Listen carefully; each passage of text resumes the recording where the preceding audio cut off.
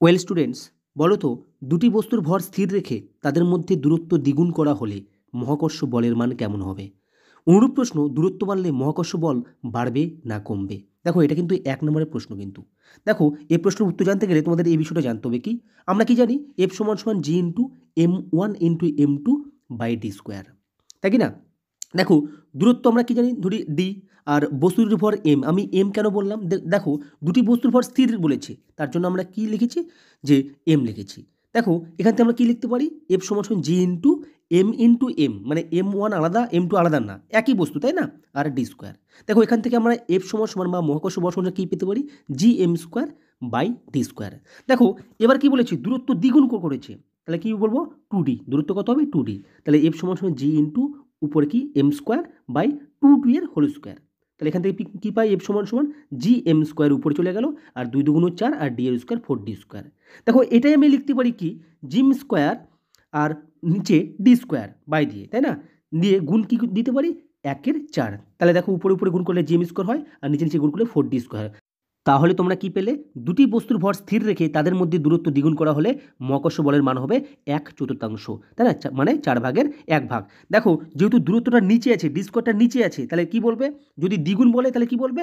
2 × 2 = 4, যেহেতু বর্গ হয়ে আছে, 2 × 2 = 4, তার মানে 4/1। যদি 3 গুণ যদি বলে, দূরত্ব যদি 3 গুণ বাড়িয়ে দেয়, তাহলে কি হবে? 3 × 3 = 9, মানে 9/1। তাহলে কি বললাম? দূরত্ব বাড়লে মহাকর্ষ বল অবশ্যই কমবে। ক্লিয়ার? আশা করি তোমরা বুঝতে পেরেছো। আচ্ছা, এবার বলো তো, দুটো বস্তুর ভরই দ্বিগুণ করলে মহাকর্ষ বল কত হবে? দেখো, দুটো বস্তুর ভর কি করেছে? দ্বিগুণ বলেছে। m1 এর ভরটা কি? দ্বিগুণ, মানে কি? 2m। আচ্ছা, m2টা কি হবে? দ্বিগুণ করেছে, মানে কি? 2m। তাহলে 2 × 2 = 4 গুণ। তাহলে বস্তুর ভর বাড়লে কিন্তু মহাকর্ষ বল বাড়বে। আচ্ছা, যদি 3 গুণ যদি বলে, তাহলে কি হবে? 3 × 3 = 9, তাহলে মহাকর্ষ বল 9 গুণ বাড়বে কিন্তু। মানে ভর বাড়লে, বস্তু দুটোর ভর বাড়লে অবশ্যই মহাকর্ষ বল বাড়বে। আচ্ছা, যদি বলে একটিকে স্থির রেখে অপরটিকে দ্বিগুণ করা হলে, তাহলে m1 এর মান স্থির, মানে m, আর m2কে দ্বিগুণ করেছে, মানে 2m। তাহলে 2 × 1 = 2, মানে মহাকর্ষ বল দ্বিগুণ বাড়বে। একটু বুঝে বুঝে করবে, তাহলে তোমরা বুঝতে পারবে। আচ্ছা, পরের প্রশ্ন দেখো, এসআই পদ্ধতিতে অভিকর্ষ ত্বরণের মান কত? মানে জি এর মান কত? 9.8 মিটার/সেকেন্ড স্কোয়ার, আর অভিকর্ষ বল 9.8 নিউটন। অর্থাৎ কি? একক ভরের বস্তুর উপর অভিকর্ষ বল এবং অভিকর্ষ ত্বরণের মান কিন্তু সমান। দেখো, অনুরূপ প্রশ্ন কিন্তু, অভিকর্ষ ত্বরণ ড্যাশ নিরপেক্ষ। কি নিরপেক্ষ? ভর নিরপেক্ষ। দেখো, আমি একটা সূত্র লিখেছি, g = বড় হতে g × m/r², তাই তো? এই সূত্র তোমরা মনে রাখবে। দেখো, এখান থেকে কিন্তু অনেক কিছুই পাবো আমরা। কি পাবো? দেখো, g মানে কি? মহাকর্ষ ধ্রুবক, আর m হচ্ছে পৃথিবীর ভর। আচ্ছা, পৃথিবীর ভর কত? 5.96 × 10⁻24 কেজি। এটা জানলে হবে, না জানলে হবে, অসুবিধা নেই। আর হচ্ছে পৃথিবীর ব্যাসার্ধ। দেখো, এখানে বড় হাতের জি আর এম, মানে মহাকর্ষ ধ্রুবক আর পৃথিবীর ভর কিন্তু ধ্রুবক আছে। ধ্রুবক বলতে কি বোঝাচ্ছে? দেখো, এর মান কিন্তু নির্দিষ্ট, তাই না? পৃথিবীর ভর কিন্তু আনচেঞ্জ, কোনো পরিবর্তন নেই কিন্তু। আর মহাকর্ষ ধ্রুবকের মান আমি একটুকে বলেছি, তাই না? 6.67/10⁻11 newton metre square by kg square, তাই কি না? এই জন্য এখানে জিএমকে ধ্রুবক বলা হয়েছে। আর দেখো, এখানে জি এর মানটা, মানে ছোট জি এর মানটা কার উপর নির্ভর করবে? আর এর উপর নির্ভর করবে। মানে আর মানে হচ্ছে পৃথিবীর ব্যাসার্ধ। অর্থাৎ আর এর মান যদি পরিবর্তন হয়, তাহলে জি এর মান, মানে অভিকর্ষ ত্বরণের মান কিন্তু পরিবর্তন হবে। এটা কিন্তু তোমাদেরকে মনে রাখতে হবে, আর এই বিষয়টা কিন্তু জেনে রাখবে। আচ্ছা, বলো এবার, পৃথিবীর সব স্থানে আর এর মান, মানে পৃথিবীর ব্যাসার্ধ, আচ্ছা, জি এর মান, মানে অভিকর্ষ ত্বরণ, এবং সব স্থানে কি বস্তুর ওজন মানে ভর ইন্টু ত্বরণ কি সমান? তো তোমরা নিজেরাই পারবে। আচ্ছা, পৃথিবীর সব স্থানে আর এর মান, মানে পৃথিবীর ব্যাসার্ধ সমান আছে।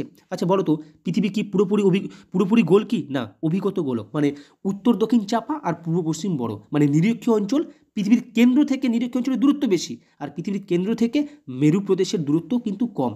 তাই পৃথিবীর সব স্থানে আর এর মান কিন্তু সমান না। তাহলে আর এর মান যদি সমান না থাকে, তাহলে জি এর মানও সমান হবে না। দেখো, পৃথিবীর কেন্দ্র থেকে নিরক্ষীয় অঞ্চলের দূরত্ব বেশি, তাই এখানে জি এর মান, মানে অভিকর্ষ ত্বরণের মান কম। কত?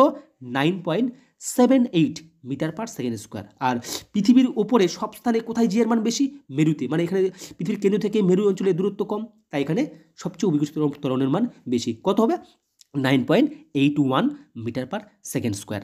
আচ্ছা, তাহলে সব স্থানে কি বস্তুর ওজন সমান? না, সব স্থানে বস্তুর ওজন সমান হবে না। দেখো, কলকাতা থেকে দার্জিলিংয়ের ওজন কিন্তু কম হবে, কলকাতায় বেশি হবে। কেন?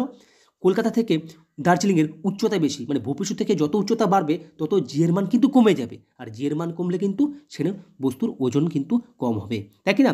আমরা ওজন সমান কি জানি? ভর ইন্টু অভিকর্ষ ত্বরণ। তাহলে অভিকর্ষ ত্বরণ যদি কম হয় তাহলে বস্তুর ওজনও কম হবে। তাহলে এইভাবে কিন্তু তোমরা বুঝে বুঝে পড়বে। এবার পরের প্রশ্ন দেখো, পৃথিবীর কেন্দ্রে অভিকর্ষ ত্বরণের মান কত? 0। আচ্ছা, আরেকটা প্রশ্ন দেখো, পৃথিবীতে কোনো বস্তুর ভর 3 কেজি তবে ওজন কত? এবং চাঁদে সেই বস্তুর ওজন কত হবে? দেখো, আমরা কি জানি 1 কেজি ভরের কোনো বস্তুকে পৃথিবী কত নিউটন বল দিয়ে টানে বা ওজন দিয়ে টানে? 9.8 নিউটন। তাহলে 3 কেজি বস্তুর কত ওজন হবে? 3কে 9.8 দিয়ে গুণ করে দেবো, তাহলে কত হবে? 29.4 নিউটন হবে।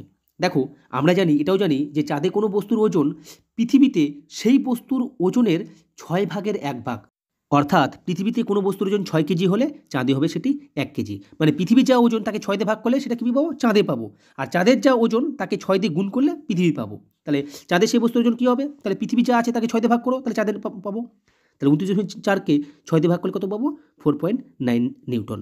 আর ভিডিওটি যদি ভালো লাগে আমার এই ক্ষুদ্র চ্যানেলটিকে সাবস্ক্রাইব করে নিও, যাতে পরবর্তী ভিডিওগুলো তোমরা সঠিক সময়ে পেয়ে যাও। আর বুঝতে না পারলে অবশ্যই কমেন্ট করে জানাবে।